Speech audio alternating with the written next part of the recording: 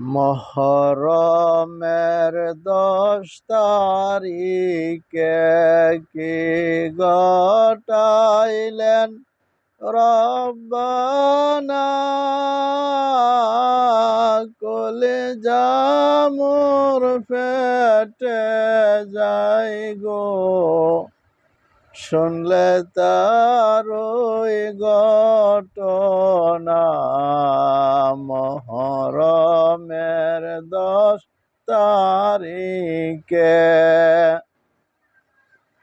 কি ঘটাইলেন রব্বানা, গো কি ঘটাইলেন রব্বানা, কলিজা মোর পেটে যায় গো, শুনলে তার ওই ঘটনা।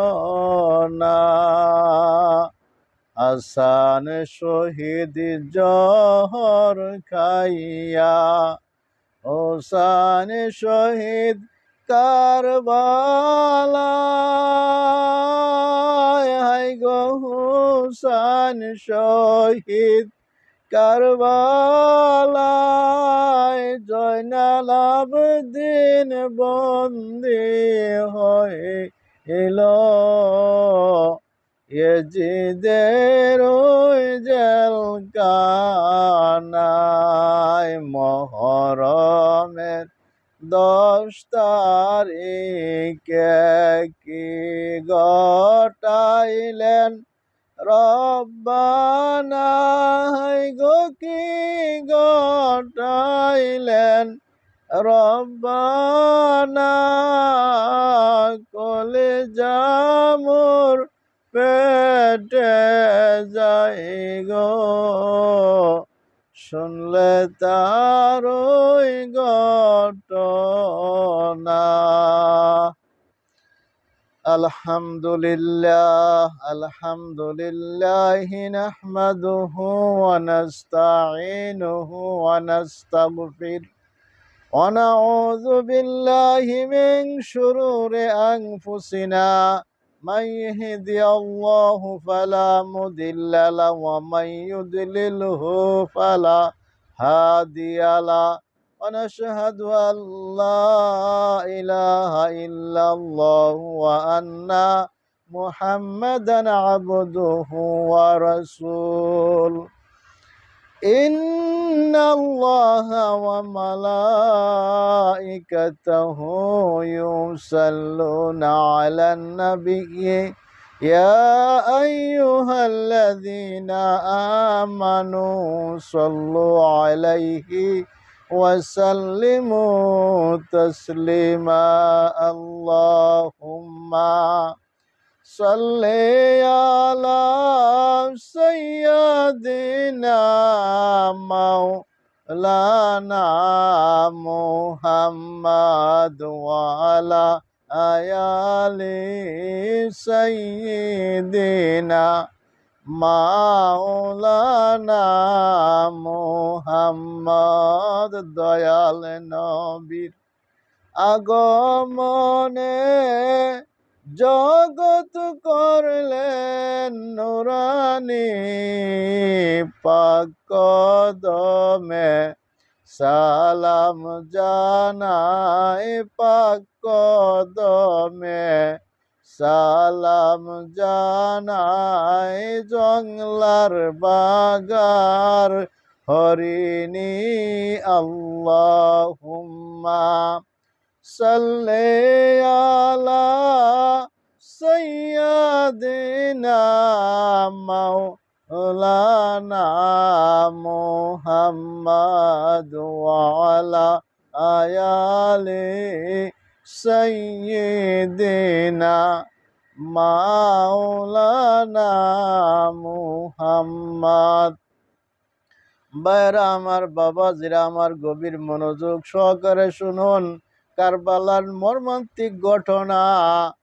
দয়াল নবীর দৌহিত্র হযরত ইমাম হাসান হুসাইন রাদিয়াল্লাহু তাআলা আনহু, ইমাম হাসান রাদিয়াল্লাহু তাআলা আনহুকে তারা জহর খাওয়াইয়া ঘরের ভিতরে শহীদ করে দিয়েছেন। তারপর ইমাম হুসাইনকে তো ঘরের ভিতরে মারা যাবে না, তাকে হয়তো কোথাও দূরে নিয়ে মারতে হবে। তার জন্য হজরত ইমাম হুসাইনকে ইজিদে দাওয়াত দিল, আমরা তোমার কাছে বায়াত গ্রহণ করব। সে বায়াতের কথা উল্লেখ করে তাকে দাওয়াত দিল। তাকে দাওয়াত দেওয়ার পর তিনি কি করলেন, তার কথা শুনে আসলেন। আসার পরে সে যখন কুফার এদিকে যখন মর্মান্তিক ঘটনার মাঠ যে কারবালার মাঠের কাছে যখন আইসা পড়ল, তখন এজিদের বাহিনীরা, এজিদের ছেলেরা ইবনে জিয়াদ বলছে, হুসাইন তুমি আমাদের সাথে যুদ্ধ করতে হবে। তখন হুসাইন বলেন, না আমি তো যুদ্ধ করতে আসি নাই, আমাকে তো দাওয়াত দেওয়া হয়েছে। তারা বায়াত গ্রহণ করার জন্য দাওয়াত দিয়েছে, আমি দাওয়াত উপলক্ষে আসছি। না, তোমার সাথে কোনো দাওয়াত টাওয়াত কোনো চলবে না, তোমার সাথে আমাদের যুদ্ধ হবে, যুদ্ধ করতে হবে। এই কথা বলার পরে আর তো কোনো উপায় নাই। তখন তাবু গাড়লেন। তাবু গাড়ার পরে এইভাবে তারা তাবুতে বসলেন, সিদ্ধান্ত করলেন না এখন যে অবস্থা যুদ্ধ করতে হবে, যুদ্ধ না করলেও চলবে না। তারা যুদ্ধ করার জন্য প্রস্তুত হইলেন।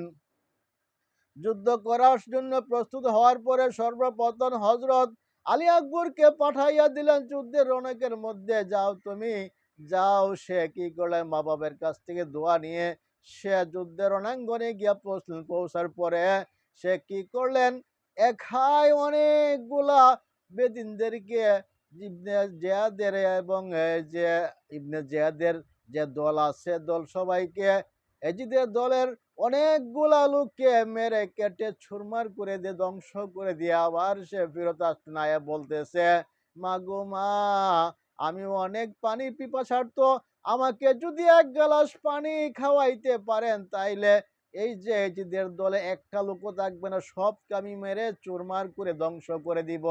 কি বলবে, দুঃখের কথা। এদিকে তো পানির কোনো ব্যবস্থা নাই।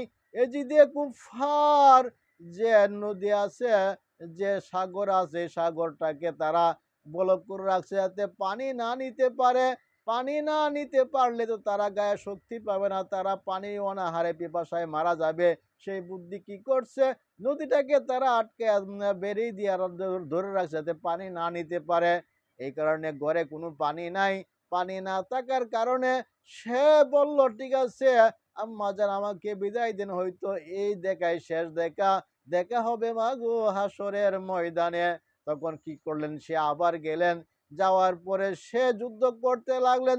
যুদ্ধ করতে করতে অনেকগুলা বেঈমানদেরকে সে ধ্বংস করে দিয়ে শেষ পর্যন্ত সে নিজেও শহীদ হয়ে গেলেন। আল্লাহুম্মা সাল্লি আলা সাইয়্যিদিনা মাওলানা মুহাম্মদ ওয়া আলা আয়ালি সাইয়্যিদিনা মাওলানা মুহাম্মদ। ওয়া আখিরু দাওয়ানা আলহামদুলিল্লাহি রাব্বিল আলামিন।